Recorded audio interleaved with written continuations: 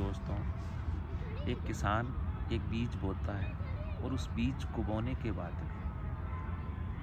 उससे पहले भी वो उस खेत को साफ करता है, उस खेत को हाँकता है, समतलीकरण करता है।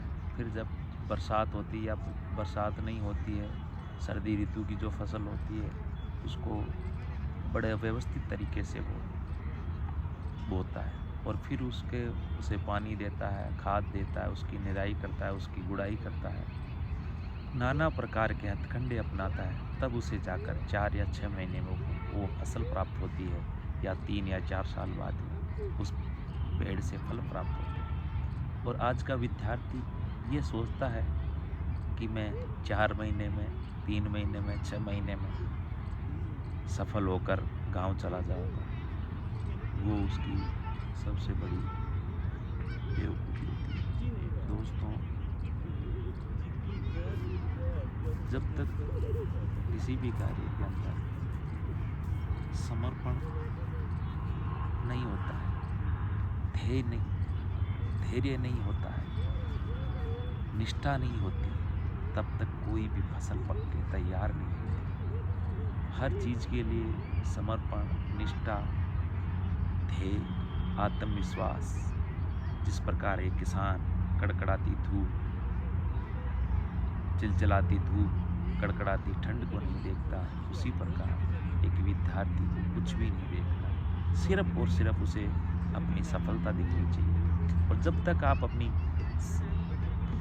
लक्ष्य के प्रति व्याकुल नहीं होगे, तब तक आप उस लक्ष्य को हासिल नहीं कर सकते। आपके गांव के अंदर जो इंसान सक्सेस है, जो इंसान सभ्य है, हर इंसान चाहता है कि उसका बेटा भी उस जैसा बने। तो क्या कारण है हम इतना अपने जीवन के प्रति या अपने माँ बाप के प्रति, अपने घर वालों के प्रति इतना नहीं सोच सकते कि किस प्रकार हम अच्छा इंसान बने। दोस्तों, ये वक्त है, वक्त की रातें गुजरने के बाद कभी वापस लौट के नहीं आती। आज अपने पास समय है तो हम उस समय की कदर नहीं कर रहे, नाना प्रकार की हरकतों में उस समय को ख़त्म कर रहे हैं।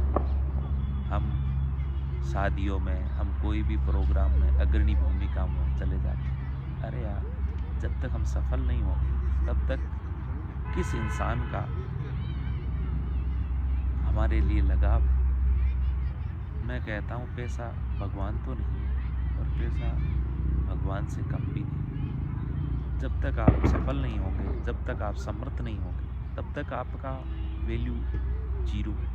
इसलिए पूर्ण निष्ठा, पूर्ण भाव, पूर्ण समर्पण के साथ, पूर्ण उम्मीद के साथ उजाले की जब रात होती है ना, तो वो सोचती है कि अब कभी रोशनी नहीं आएगी, परंतु भोर की पहली किरण उस रात का चीर हरण कर देती है और सूर्य उदय हो जाता है। उसी प्रकार आप अपने लक्ष्य के प्रति समर्पित होकर पूर्ण मनोभाव से कार्य कीजिए। ईश्वर आपको जरूर सफल बनाएगा। मेरी ईश्वर से यही प्रार्थना है कि आप भी 2026 में सक्सेस होकर एक अच्छा इंसान बने। जय हिंद, जय भारत।